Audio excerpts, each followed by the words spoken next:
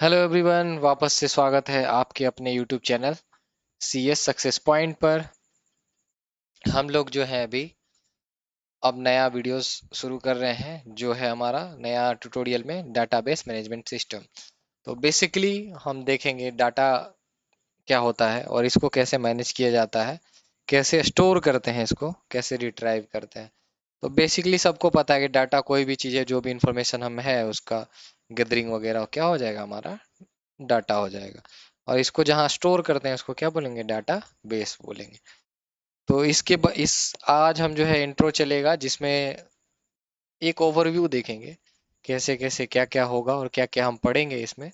तो उसका other format मतलब इन डिटेल हम नेक्स्ट वीडियोस नेक्स्ट ट्यूटोरियल्स में हमारा कवर अप होगा। तो ये हमारा एक ओवरव्यू टाइप में है। तो डाटाबेस सीखने के लिए आप हमसे बने रहिए और हमारे वीडियोस को देखते रहें। तो वीडियो शुरू करने से पहले एक हम्बल रिक्वेस्ट है कि आप लोग जो लोग हमसे नहीं जुड़े हैं, अभी तक हमारे चैनल को सब्सक्राइब नहीं करे हैं, प्लीज़ चैनल को सब्सक्राइब करें। हमारी वीडियो अगर आपको पसंद आती है तो इसे लाइक करें, और इससे रिगार्डिंग कोई भी क्वेश्चन है तो आप हमें कमेंट सेक्शन में पूछें। किसी स्पेसिफिक टॉपिक पे अगर वीडियो आप चाहते हैं तो हमें कमेंट सेक्शन में कमेंट करें, और अपने पीयर्स और कलीग्स में हमारे वीडियो को शेयर करें। चलिए, तो बिना देरी किए हुए हम वीडियो को शुरू करते हैं।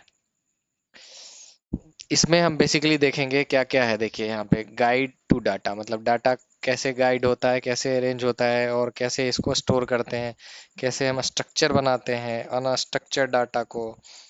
और उसके बाद हमारा क्या होता है डाटाबेस, कैसे आर्किटेक्चर है, कितने लेयर्स में बटा होता है, क्या क्या काम करता है। उसके बाद DBMS का कंपोनेंट्स देखेंगे, कितने सारे कंपोनेंट्स होते हैं, क्या ड्राइवर्स वगैरह यूज होता है, वो सब के बारे में देखेंगे। फिर हमारा है एसिड प्रॉपर्टीज, वो देखेंगे कि क्या होता है एसिड प्रॉपर्टी। उसके बाद हम देखेंगे जो हम अभी तक यूज कर रहे थे, हमारा फाइल सिस्टम, उससे क्या करेंगे, हम कंपेयर करेंगे अपने डाटाबेस मैनेजमेंट सिस्टम को, ताकि हम क्या एडवांटेज मिल रहा है हमें वो हमें पता चल सके। तो आगे बढ़ते हैं, चलिए। डाटा कोई भी रॉ इंफॉर्मेशन है, रॉ इंफॉर्मेशन है, ये क्या होता है, अनस्ट्रक्चर होता है, अनस्ट्रक्चरल डाटा होता है। वो क्या होगा, हमारा इंफॉर्म मतलब डाटा हो जाएगा। और इसको जब हम ऑर्गेनाइज वगैरह करते हैं और इसको मीनिंगफुल बनाते हैं तो क्या हमारा हो जाएगा, इंफॉर्मेशन हो जाता है। तो देखिए, डाटा अनऑर्गेनाइज रॉ और आइसोलेटेड फैक्ट्स अबाउट एनीथिंग, मतलब उसके बारे में कुछ पता नहीं है, सब कुछ अलग थलग है, कोई कोरिलेशन नहीं है उसका, तो उसको हम क्या बोलेंगे, डाटा। जैसे कि एग्जांपल में टेक्स्ट कुछ भी लिखा है, audio, video, image, student name और मार्क, ये सब बस एक स्पेसिफिक है, अगर कोई रिलेशन नहीं है तो ये क्या हो जाएगा, हमारा डाटा हो जाएगा। अब हम देखते हैं इंफॉर्मेशन क्या है। प्रोसेस जो डाटा हो जाता है और कन्वर्ट हो जाता है स्ट्रक्चरल में, उसको क्या बोलते हैं, यूजफुल हो जाता है, इंटेलिजेंट फॉर्म हो जाता है, उसको हम क्या बोलेंगे, इंफॉर्मेशन। एग्जाम्पल में जैसे रिपोर्ट कार्ड शीट, ये क्या होता है, किसी का स्टूडेंट का मेरिट लिस्ट होता है या फिर मेरिट उसका मार्क्स ऑब्टेन होता है, तो ये सब क्या हो गया, एक तरह का इंफॉर्मेशन हो गया, मतलब मीनिंगफुल है। और डाटाबेस और DBMS क्या होता है, तो डाटाबेस हो जाएगा an organise collection of data, मतलब जो इंफॉर्मेशन बन गया तब जाके उसको क्या करते हैं, इंफॉर्मेशन को हम डाटाबेस में रखते हैं। देखिए, an organise collection of data design for easy access, मतलब तुरंत मिल जाना चाहिए, एक्सेस हो जाना चाहिए। मैनेजमेंट, उसका मैनेज कर सकते हैं, जैसा जिस हिसाब से चाहिए उस हिसाब से आ जाएगा। एंड रियल टाइम अपडेट, मतलब रियल टाइम जब आप यूज कर रहे हैं तभी भी आप उसको अपडेट कर पाए, तो वो क्या हो जाएगा, हमारा डाटाबेस। DBMS क्या होता है, सॉफ्टवेयर होता है। डाटाबेस सॉफ्टवेयर होता है जो क्या करता है, स्टोर करता है, रिट्राइव करता है और मैनेज करता है डाटाबेस ऑपरेशन इफिशिएंटली। जिसको क्या करेगा, वो हमें टाइमली मैनर में डिलीवर कर देगा, डाटा अवेलेबल होना चाहिए जब हमें रिक्वायर हो। तो ये सब काम हमारा कौन करेगा, DBMS, डाटाबेस मैनेजमेंट सिस्टम। ये एक तरह का क्या होता है, सॉफ्टवेयर होता है, सिस्टम सॉफ्टवेयर बोल सकते हैं, ठीक है। जैसे एग्जांपल क्या है, माई SQL, ओरेकल SQL सर्वर और DB2। ऐसे MS एक्सेस भी बोलते हैं, MS एक्सेस भी होता है, जो हमारा क्या है, माइक्रोसॉफ्ट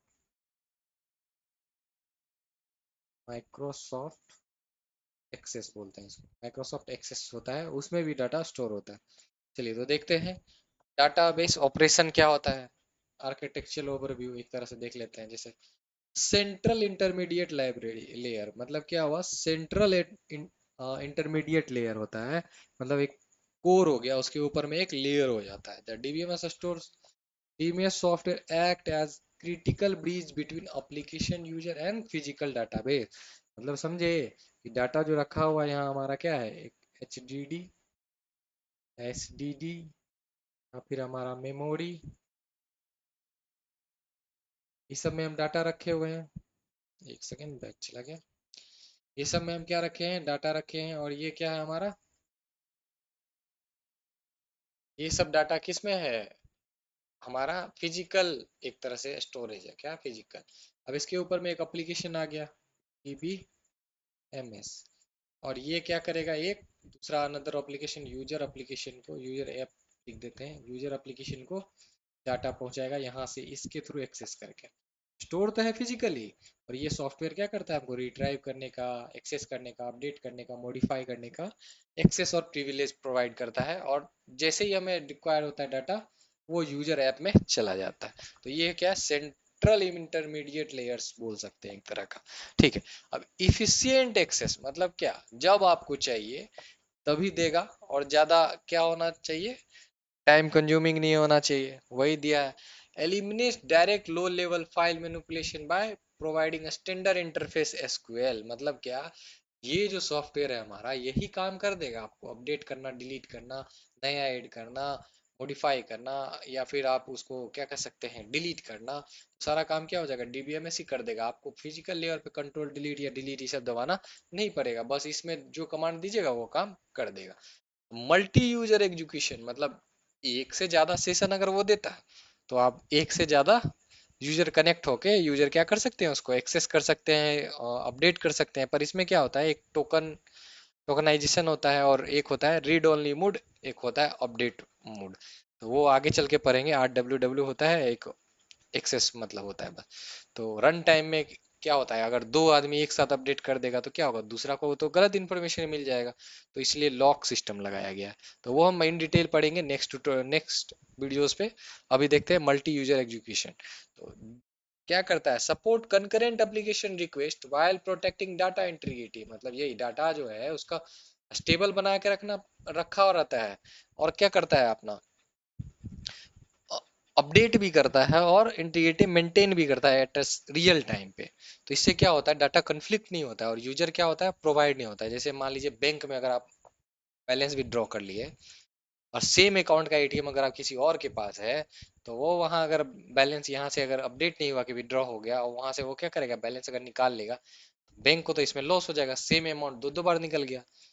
इसलिए क्या हुआ, इंटीग्रिटी मेंटेन करता है, मतलब डाटा जो है स्टेबल फॉर्म में रहता है। यूनिफाइड कंट्रोल मतलब सेंट्रलाइज सिक्योरिटी होता है, एक्सेस राइट्स और Meta data directory. Meta data क्या होता है, डाटा का इंफॉर्मेशन, मतलब कहाँ से आया, क्या है, कितने सारे फील्ड्स हैं, क्या क्या है, ये सब चीज। तो ये है सेंट्रलाइज सिक्योरिटी, मतलब सारे सिक्योरिटी अच्छे से लगा होता है। एक्सेस राइट्स होता है, तो ऑथराइज यूजर ही उसको एक्सेस कर पाए। तो चलिए नेक्स्ट देखते हैं, ट्रेडिशनल फाइल सिस्टम और DBMS में डिफरेंस। तो हमारा क्या था, पहले जो फाइल सिस्टम था तो वो बेस था किस पे, वो फिजिकल ही था। जब भी हमें अपडेट करना होता था, हम फाइल को ओपन करते थे, उसमें मेक चेंजेस करते थे, और फिर उसको स्टोर कर देते थे। तो वो क्या होता था, काफी टाइम कंज्यूमिंग होता था, और एक एक फाइल को अपडेट करना पड़ता था। ये सब का ड्रॉबैक्स है, वो अब देखेंगे कैसे कैसे हम कवर अप करे हैं डाटाबेस से।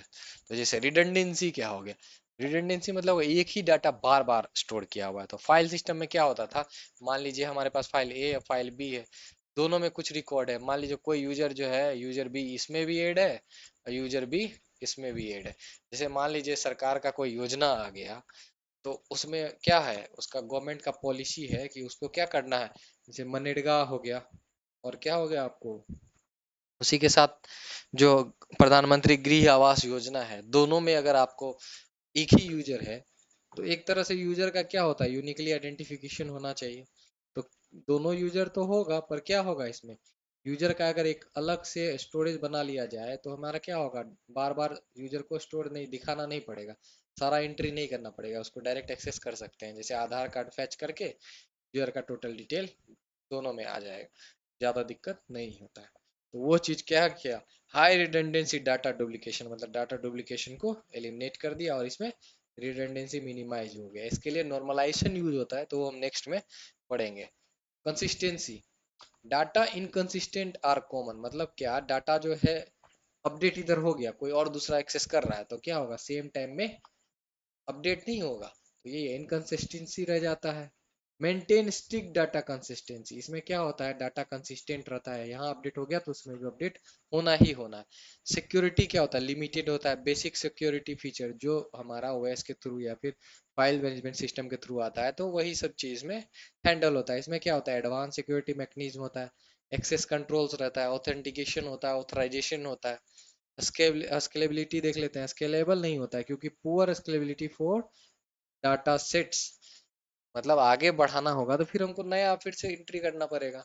ये क्या होता है, इजीली स्केलेबल होता है, ग्रोइंग डिमांड, जैसे जैसे मान बढ़ गया तो एक लास्ट में टेबल ऐड कर देंगे और सेम चीज कॉपी हो जाता है। तो परफॉर्मेंस क्या होता है, स्लो फॉर कॉम्प्लेक्स क्वेरी, अगर बहुत बड़ा अगर टास्क हमको सर्च करना है तो बार बार एक एक फाइल को चेक करना पड़ेगा। ये क्या होता है, optimise query processing and indexing. Indexing मतलब क्या हो गया, जो स्पेसिफिक टर्म्स है उसको किसी चीज से मैप कर देना, तो ये चीज होता है इंडेक्सिंग में, जो हमारा है इजीली फाइंड हो जाता है एक्सेस के लिए, एक्सेस इजी हो जाता है इंडेक्सिंग से। क्वेरी प्रोसेसिंग मतलब जो चीज आपको चाहिए वही देगा, या फिर जो मॉडिफिकेशन करना है तो वो आप क्वेरी के थ्रू कर सकते हैं। अब देखते हैं कंपोनेंट ऑफ डीबीएमएस क्या क्या है। तो इसका बेसिकली हम 6 कंपोनेंट रखे हैं, इसमें और भी होते हैं पर 6 अभी देख लेते हैं। अगर इसमें और भी है तो वो भी देखेंगे, जैसे डाटाबेस इंजन। अब तो कोई तो चीज चाहिए ना कि जो पूरे का पूरा डाटाबेस को मैनेज करे, मैनिपुलेट करे और राइट्स वगैरह करे। Handles code data storage, retrieval and modification operation, execute database queries effectively at low level disk tier, मतलब नीचे जो फिजिकल लेवल पे जो काम होता है तो ये हमारा काम करता है database engine. Database schema, define the overall logical structure of the database including table, fields, relation, integrity and constant and view।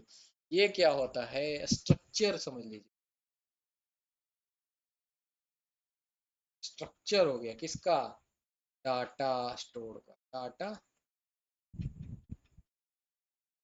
Storage. ये जो होगा हमारा क्या होगा, उसका स्ट्रक्चर हो गया, उसी स्ट्रक्चर पे बेस होगा।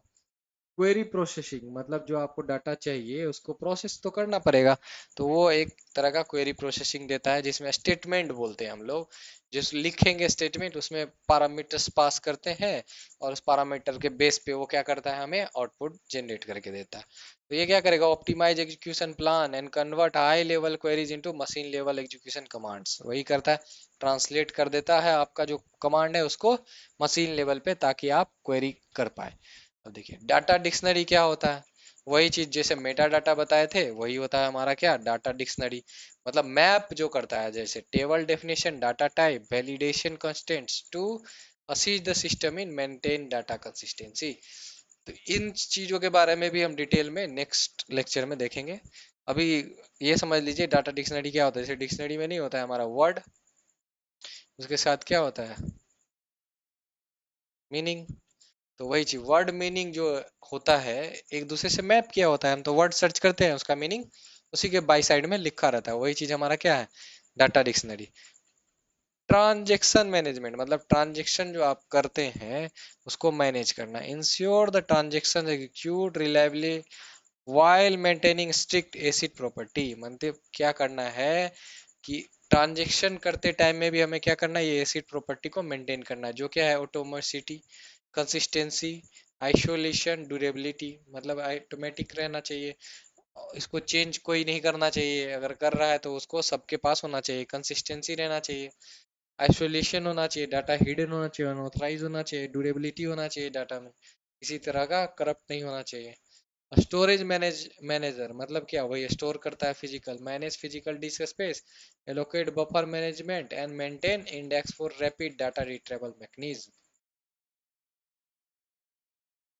अब हम देखते हैं एसिड प्रॉपर्टी, जो थोड़ी देर पहले देखे थे। तो एसिड प्रॉपर्टी बेसिकली क्या है, एटॉमिसिटी होता है हमारा, कंसिस्टेंसी हो जाएगा हमारा, आइसोलेशन हो जाएगा हमारा, और ड्यूरेबिलिटी हो जाएगा। जैसे क्या, ऑल और नथिंग मतलब या तो सब या तो नहीं, either all statement in a transaction succeed, मतलब समझे, जो हम ट्रांजेक्शन कर रहे हैं अगर सारा का सारा सक्सीड हो गया तब ये कमिट करके सेव होगा, अगर नहीं हो गया तो वापस से रिकॉल हो जाता है प्रीवियस स्टेट। तो वही है, और the transaction is roll back, जो रिकॉल होता है उसको क्या बोलते हैं, रोल बैक। तो ये कंसिस्टेंसी देख लेते हैं।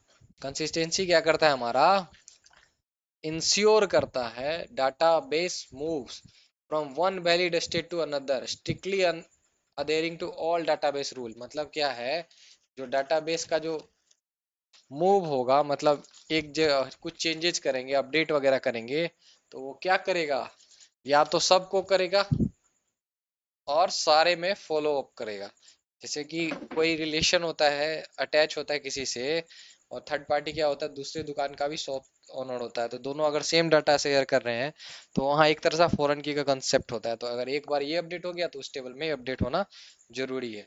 आइसोलेशन क्या होता है, concurrent transaction execute independently without interfering with another's intermediate state. वही चीज है कि एक बार जो चल रहा है तो अपडेट दोनों तरफ होना चाहिए, दोनों में क्या होना चाहिए, दिक्कत नहीं होना चाहिए। अब ड्यूरेबिलिटी क्या होता है, once a transaction committed its modification are permanently save in a non volatile storage. मतलब जैसे ही क्या हुआ, हमारा प्रोसेस कंप्लीट हो गया, जैसे हम ट्रांजेक्शन कर लिए और ट्रांजेक्शन हमारा क्या हुआ, सक्सेस हो गया, तो वो क्या होना चाहिए, सेव हो जाना चाहिए फिजिकली, ताकि आगे चल के हमें कोई दिक्कत ना हो।